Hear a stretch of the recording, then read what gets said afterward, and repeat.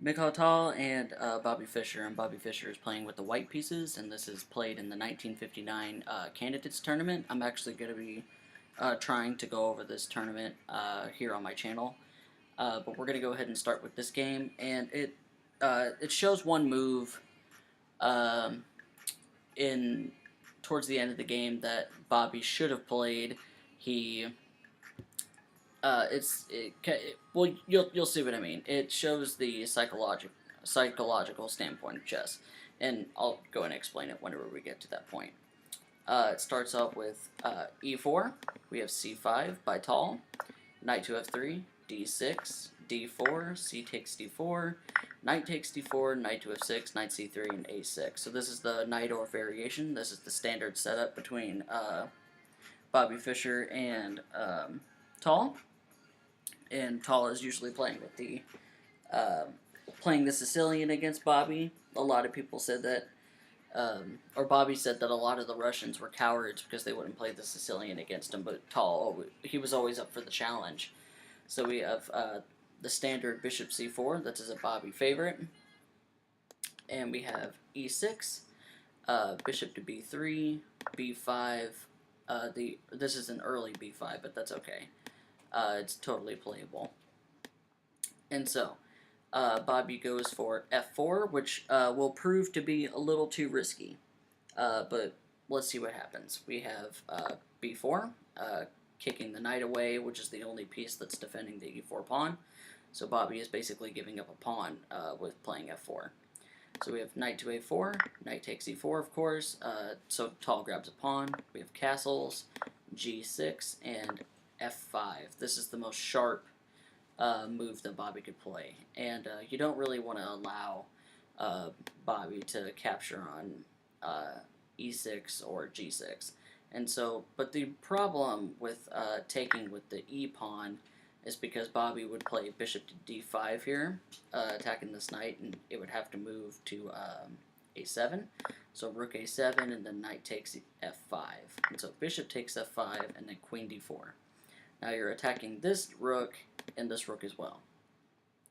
And so after you defend this with knight to f6, you don't actually grab the a7 rook yet. You play bishop to g5 with a double attack on this knight. And so we have bishop to e7, bishop captures, and rook f to e1 check, king to f8, and then now you grab the rook on a7. And this is a totally winning position for white. And so, after this f5 move that Bobby played, Tal plays g takes f5, and we have knight takes f5. You don't really want to capture this knight because you're allowing bishop to you're allowing bishop to d5 immediately, and so we have rook g8, bishop to d5, attacking this rook here, and it's interesting what happens if you take the bishop. If you take the bishop, you get queen takes d5, and now your rook is attacked here, and your knight is attacked here. And so after you play bishop captures on f5, you get queen captures on f5. You don't actually grab the rook, you threaten checkmate here, and the knight as well.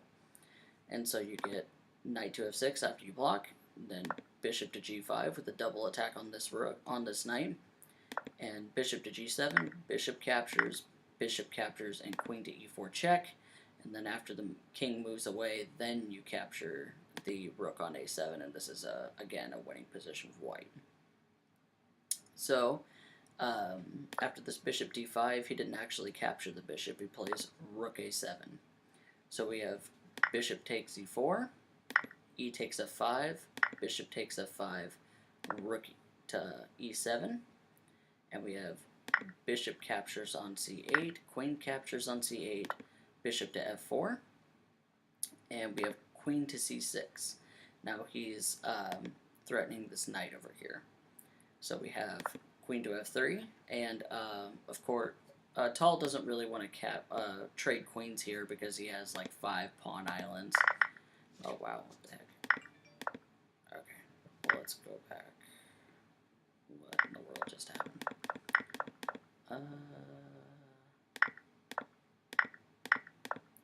Okay. Yeah, you don't really want to trade queens here because Tall has like 5 pawn islands here, and it's just a really, really bad position for white because Bobby actually has only 2 pawn islands, so it'd just be a winning position for white. And so he actually accepts the challenge. He plays, he captures the knight on a4. So we have queen takes on a4, bishop takes on d6, and you can't really move this rook anywhere along the e-file because, of course, queen captures on f7 would be checkmate. And if you try and save this rook by playing like rook to d7, then you get rook a to e1 check, king d8, and then queen to f6 check, and then king c8, rook e8 check, king b7, rook captures on b8 check, king c6, and then bishop captures on f8 with a discovered check from the queen, and then king d5, rook f5 check, king c4, and rook c5 checkmate. This is just one of the variations, but they all lead to checkmate, so there's really no point in saving your rook with like somewhere along the file. So after bishop captures on d6, we have queen to c6. And Bobby plays bishop captures on b8, queen b6 check, king to h1, and then queen captures on b8, getting the piece back, and we have queen to c6 check. Now this is the move that Bobby shouldn't have played. He should have played rook a to e1, and this basically leads to a draw. And this is actually the point that Bobby wrote down rook a to e1, and then Tall gave him a little grin. He like smiled at him. And Bobby was kind of thinking about this move for a while, and he couldn't really find why it wasn't a good move, but since Tall smiled at him, he figured, Tall had something up his sleeve for him, so that's why he didn't play this rook a to e1. And it basically leads to a draw after king d8 because the threat was to capture on f7 with checkmate because the rook was pinned. And so, of course, you couldn't capture the rook on e1 because queen captures on f7 would be checkmate anyways. So rook takes on e7, bishop captures on e7, and then queen d5 check. Bishop to d6, of course you couldn't block with the queen because queen to a8 check, and then you would pick up this rook on g8. So he would have to block with the bishop like he did, or like he would have, and then rook f6, and then rook g6, and then rook captures on f7, and this is basically leading to a draw because the king is so wide open that Bobby can continuously to check him and would basically bring the game to a draw, for sure, especially with Bobby's standards, with how good he was.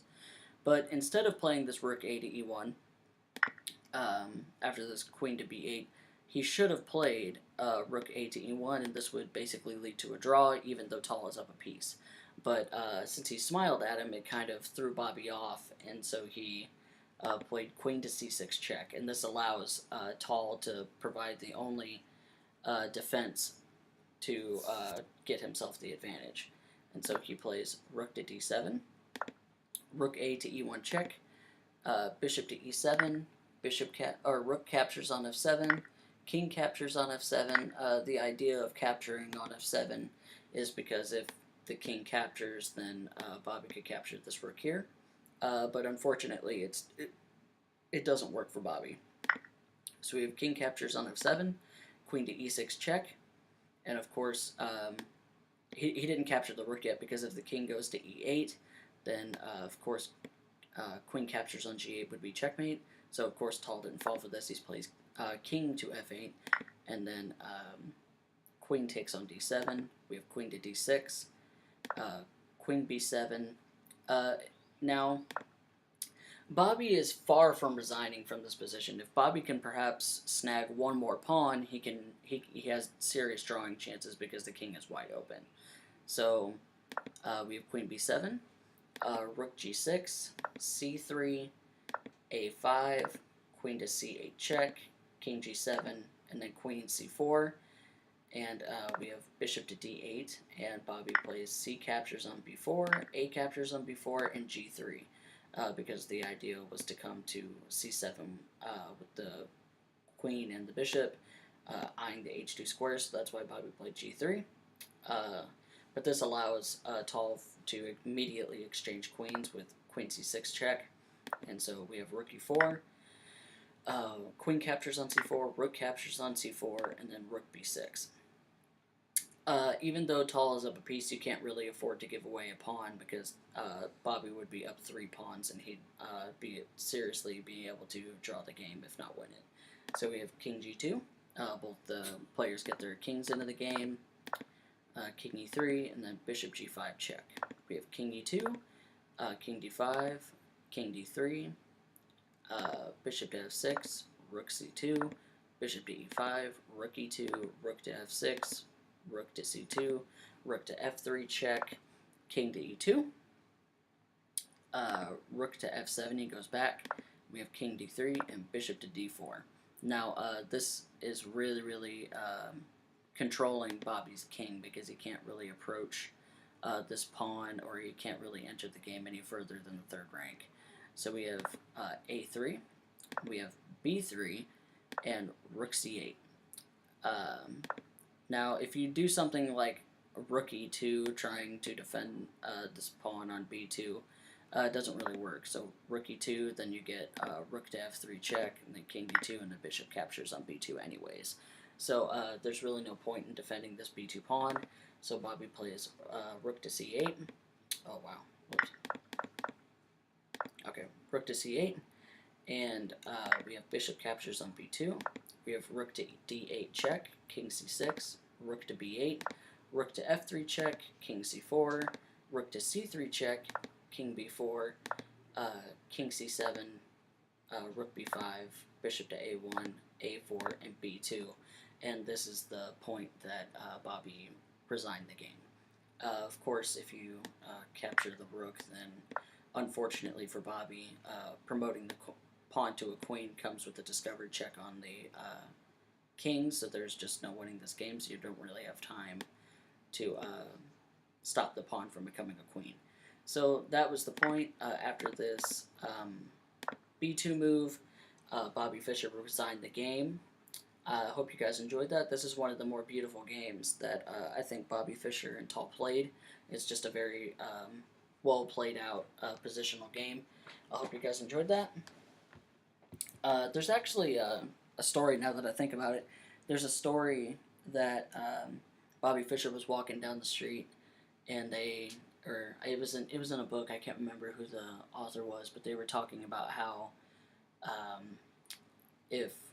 Bobby said if he loses another game to Tal, he'll cut off his own ear. So Tal beat Bobby in this the 1959 Candidates Tournament 4-0, or I think it was 4-0, if I remember right. I'll have to look up the standings myself, but I hope you guys enjoyed that game, and I'll see you guys in the next video with the 1959 Candidates Tournament. Thank you.